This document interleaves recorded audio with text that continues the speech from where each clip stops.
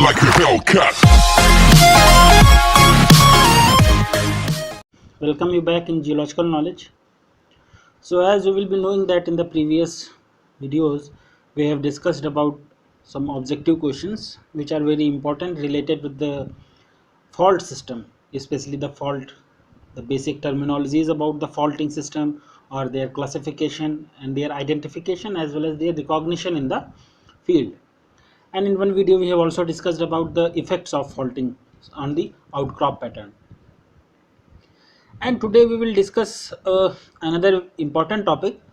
So this video is not very important for the exam of BHUP, ETR, JAM, but this is very important for GATE or some other related exams which are taken after the uh, completion of post graduation or the MSc students, means for GATE, GSI, NET or other related exams. So still it will be helpful for those students or those candidates. Okay, so let's start our discussion. And our this video is dedicated completely to the engineering consideration of the faults. Means when we go for the construction works in any site or engineering construction works, so we will have to make some consideration, take care of some factors, okay, which are directly related to the faults.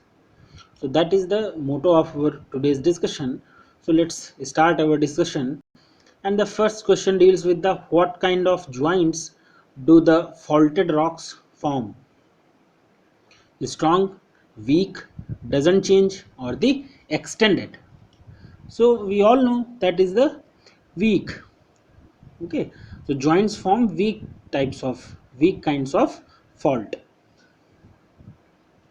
So the faulted rocks will form weak foundation and abutment for the dam despite the fact that originally they might have been strong and impervious.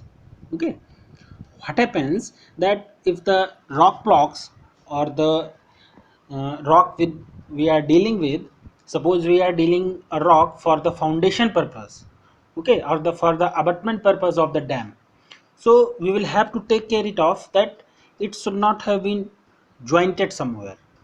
So the faulted rock will form the weak foundation and abutment for the dam. Okay, so that is our question, that what kind of joints do the faulted blocks or the faulted rocks form? So that is the weak weak joints. Okay, so option B is the right answer. Next is, when do the faulted and the shear zones become potential area of further slip and slide? Dry, lubricated, weathered or heavy winds? What is given here, that what are the factors, whether it's they are climatic or the weather factors, that faulted and shear zone become potential areas for further slip and slide of the rocks when they are dry or they are weathered or they are lubricated by some material or the heavy winds. So that is the lubricated. What happens that if once the fault zones, this or the shear zones or the fault surfaces, they become lubricated with water. So in most of the cases the lubricating material, that is water, they become potential areas for further slip and slide. Okay, so they may create some critical conditions. So those areas or those type of rocks, they are not a very good foundation rock. Okay, so option B is the right answer. Where should a site for a civil engineering project be located?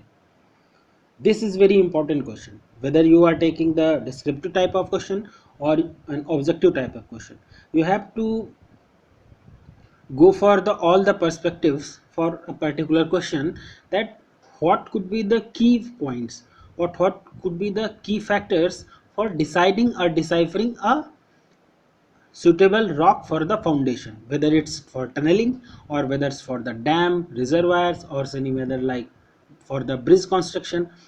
So you have to take care of each and everything. Okay, so here given is, where should a site for civil engineering project be located? On the faulted zone, on a folded strata, on a joint, or must be avoided to possible extent to be built on these three. So this is very important, and we all know that as far as the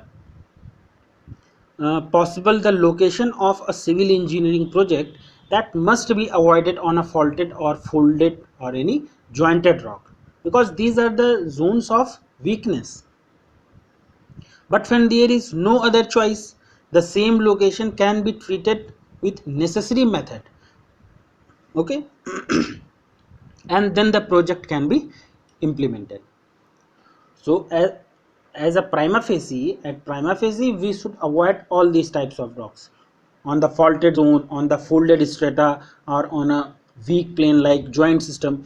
So we should avoid all these systems, okay, all these areas. But if we have left with no choice, we have been left with no any choice, so the same locality it can be treated with necessary method, okay, like grouting or some other materials. So after the treatment, this rock can be utilized. But if it's avoidable, we should avoid all these types of rocks. Okay, because they are the planes of weakness. They can give weakness to the foundation rock. Fourth one is, what is not considered about the shear zone.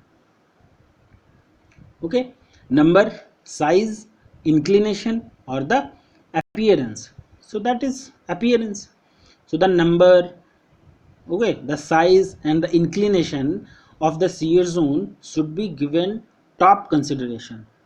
But if we talk about the appearance, so as such appearance is not a factor, okay, when we decide for the shear zones. Okay, so number, size, as well as the inclination. So that is the three main points or the three key factors. Okay, fifth one is, Bhakhara Dam in India showed which occurrence? Fault zone, silicon sites, shear zones, or the folds. So the embankment of the Bhakhara Dam in India that has showed occurrence of numerous shear zones in them.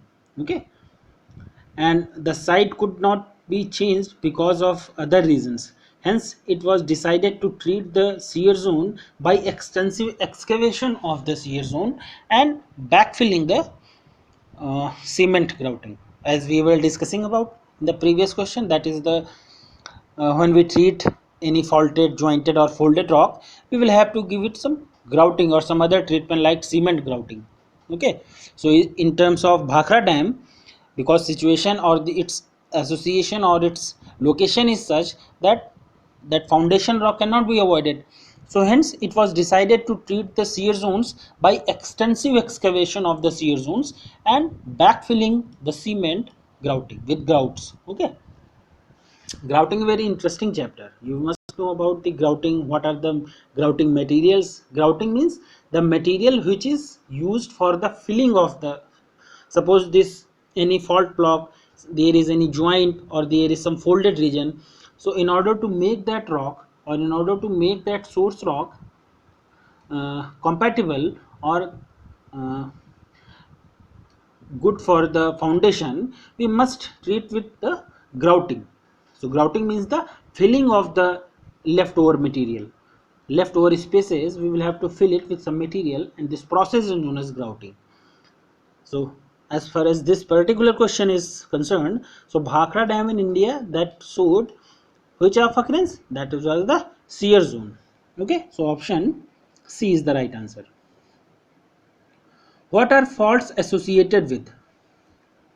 Volcanic activity, precipitation, earthquake, or the folds. We all know that is faults are generally associated with the earthquakes. Faults of any significance, they always got associated with the earthquakes. The tectonic history of the area under the consideration must be known thoroughly before we go for any construction purpose. Okay. Seventh one is, what is recommended to be introduced to the structures even on the safe land. Proper dimensioning, proper planning, use high quality material, or the factor safety. So that is the factor safety, because some factors of safety has to be introduced in the building even though the tectonic history indicates no such movement of the surface on the or the surface of or on any other plate. So it's always recommended to introduce factor of safety, okay, for high raised buildings, or even more, or even buildings which are built on active seismic zones. Okay, so here factor of safety, that is option D, is the right answer. There is not much to teach you or to just explain you in these types of questions. That's why I am going point to point. And eighth one is, studying tectonic history is basically like knowing. Okay, the study of tectonic history of any area, that is basically like studying the frequency of the earthquake effects, or the frequency effects and the magnitude, or the cost of the recuperation. Okay, so that is frequency of the earthquakes.